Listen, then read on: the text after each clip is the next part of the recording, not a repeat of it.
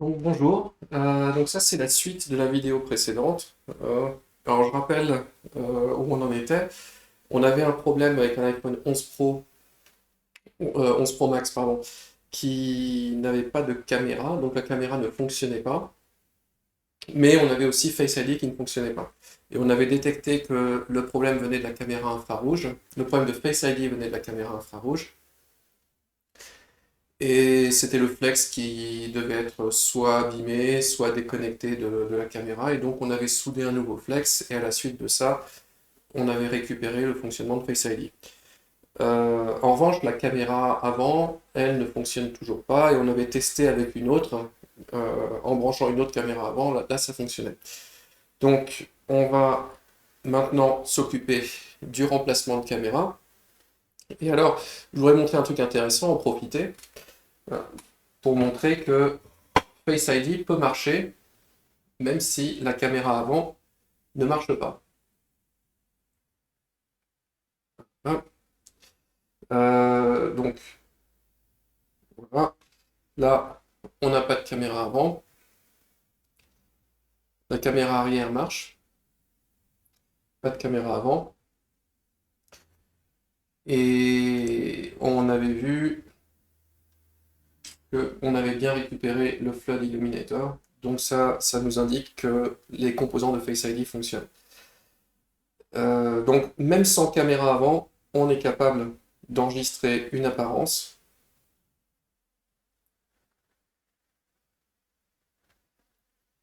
Donc configurer Face ID. Donc là, j'ai pas d'image, mais je suis en mesure de m'enregistrer.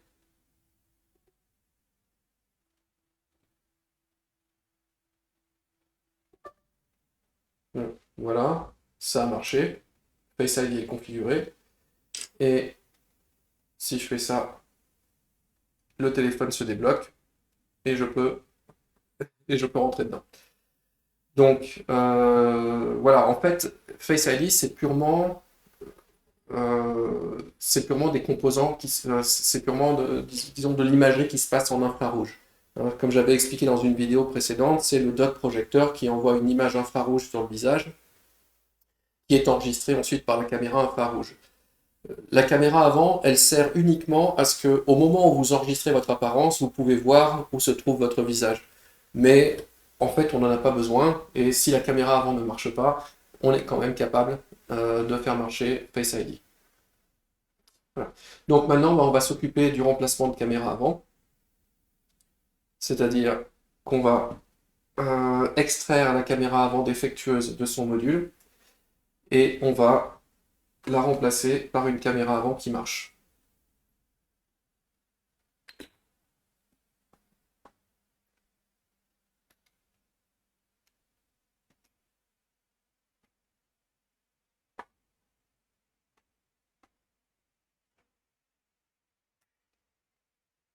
Donc, j'enlève l'écran.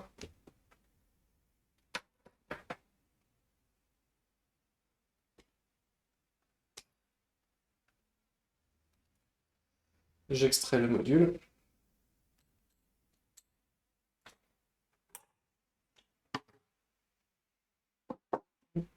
Ça.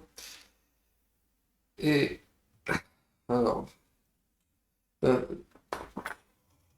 c'était mieux le temps des iPhone 7, des iPhone 8, etc., où on pouvait juste remplacer le flex écouteur sur lequel se trouvait la caméra avant. Maintenant, c'est beaucoup plus compliqué. La caméra avant se trouve sur le module TrueDepth et elle est cachée. Elle est cachée sous ce blindage. Donc, il va falloir d'abord découper le blindage. Donc, ce que je fais avec cet outil,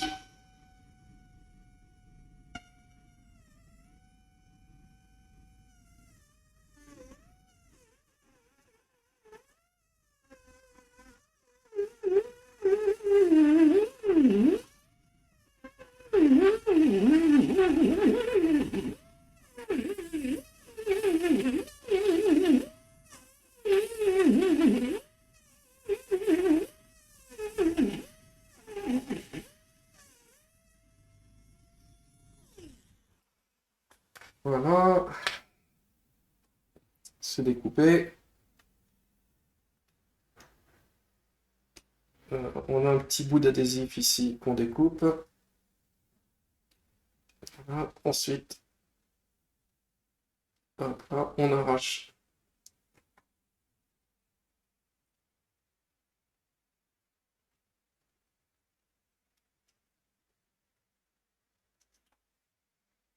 On arrache le blindage et la caméra avant, elle se trouve là.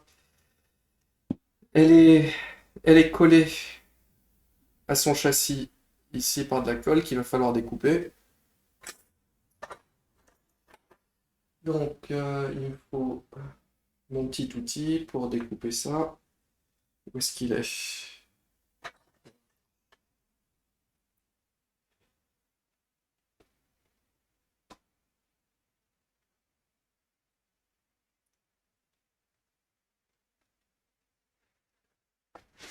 Donc on chauffe à basse température. Si je chauffe trop fort, je vais faire fondre la lentille qui se trouve de l'autre côté et la caméra va se retrouver trouble. Bon, celle-là, remarquez, on s'en fiche parce elle est défectueuse. Mais sur la caméra qui est en bon état, il va falloir faire attention. Donc on gratte la colle.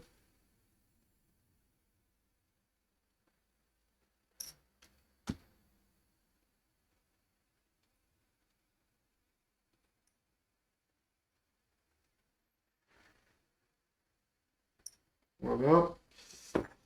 Et ensuite, on va extraire la caméra.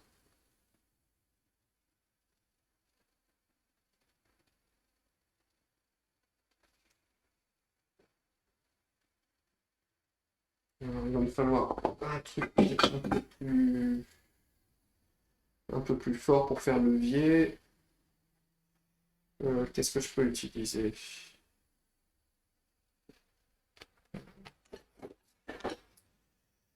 Voilà. Où se trouve mon...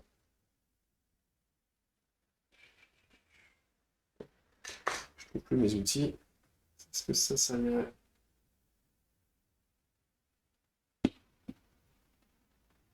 Ouais, voilà. Donc, hop là.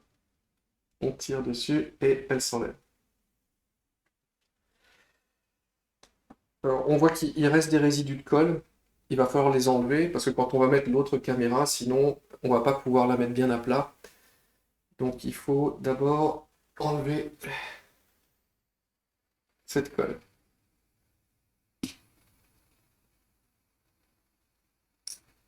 Il faut que ça soit bien propre.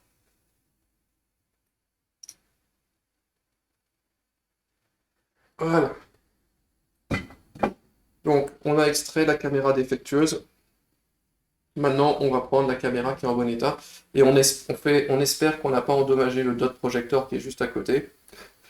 Parce que alors, dans ce cas-là, il va falloir aussi réparer le dot projecteur. Euh,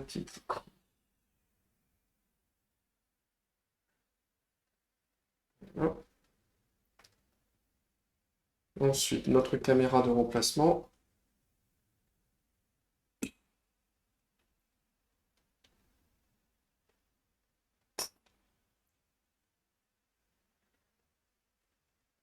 Donc pareil, je vais découper le blindage.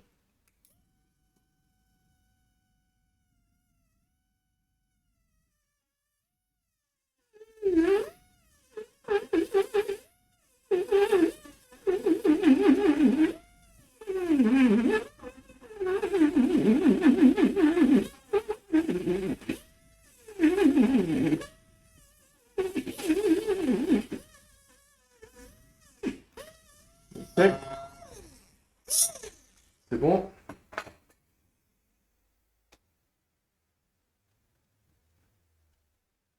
Ah non, c'est pas bon.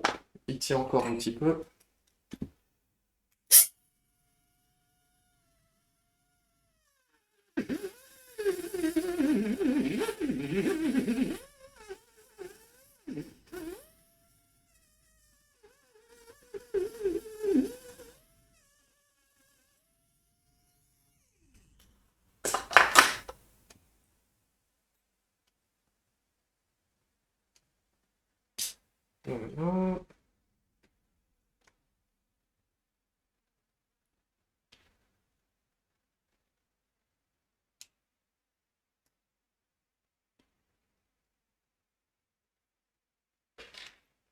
Donc celle-là, c'est la caméra qui est en bon état, donc on fait encore plus attention quand on essaie d'enlever la colle.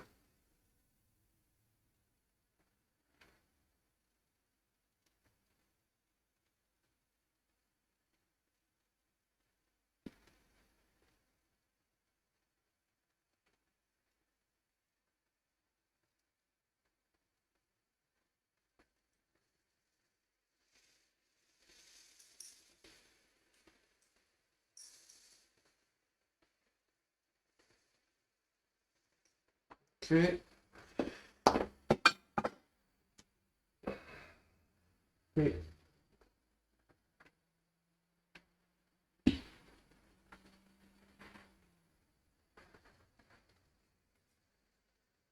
oh, là voilà.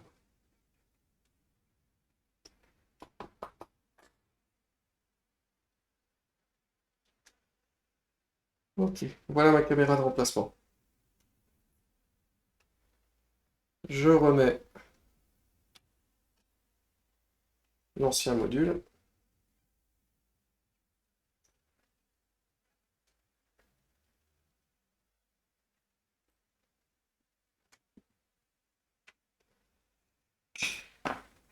Et je mets un petit peu de colle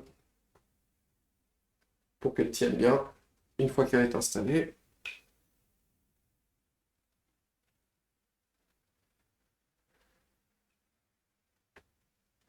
J'espère que mon emplacement est suffisamment propre. J'ai l'impression que oui, mais on verra bien si la caméra se met à plat ou pas.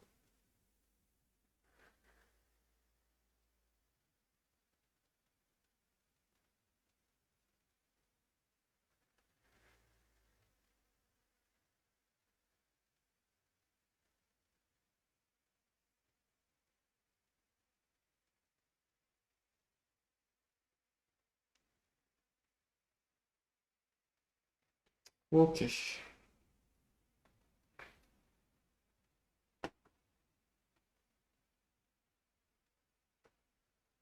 on installe.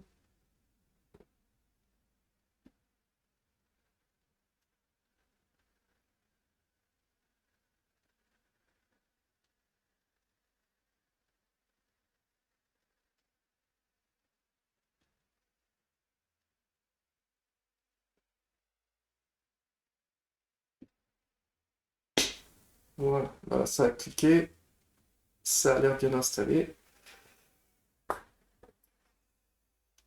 La colle solidifie avec la lumière ultraviolette. Donc, on passe un coup d'UV.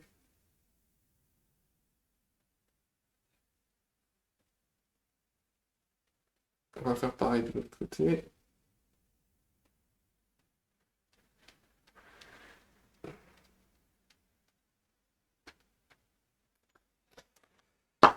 Voilà. Bon, le blindage, on ne peut pas le remettre. Donc on laisse comme ça à nu. Il n'y a pas moyen de vraiment le coller. Et maintenant, on va tester. On va réinstaller ça dans le téléphone.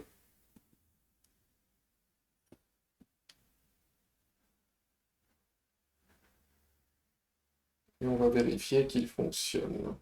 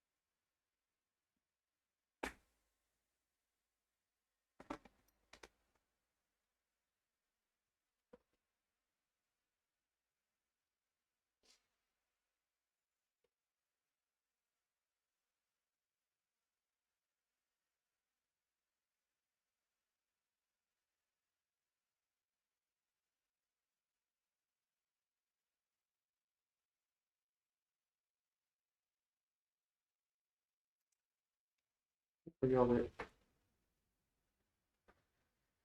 Ouais, j'ai bien le clavier illuminateur qui s'allume, donc mon Face ID marche toujours. Et le moment de vérité.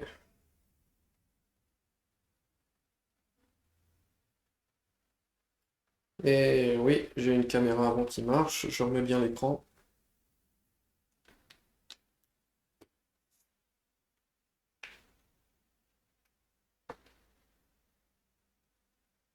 Et c'est parfait, ça fonctionne. Mode portrait, mode portrait qui marche pas très bien.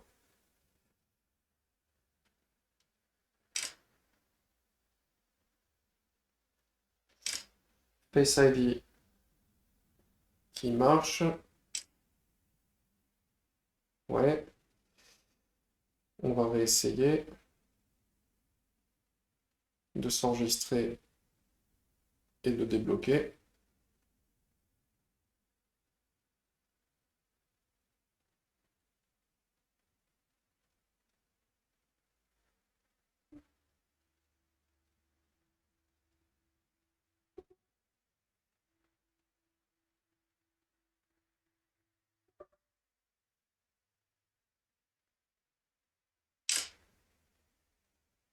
Et ça marche. Ok, donc voilà, c'était une petite, enfin, une grosse réparation, très pénible, hein, puisqu'il y avait beaucoup de problèmes. La caméra infrarouge d'une part, qui est très technique, et puis le remplacement de la caméra avant, qui est pas très difficile, mais il faut quand même faire très attention à bien la replacer, et puis surtout à pas abîmer le dot projecteur qui se trouve juste à côté. Donc c'est terminé, j'espère que le client sera content, puisque toutes ces fonctions sont revenues, et puis bah, j'espère que vous avez appris quelque chose. Voilà, bonne journée, à bientôt.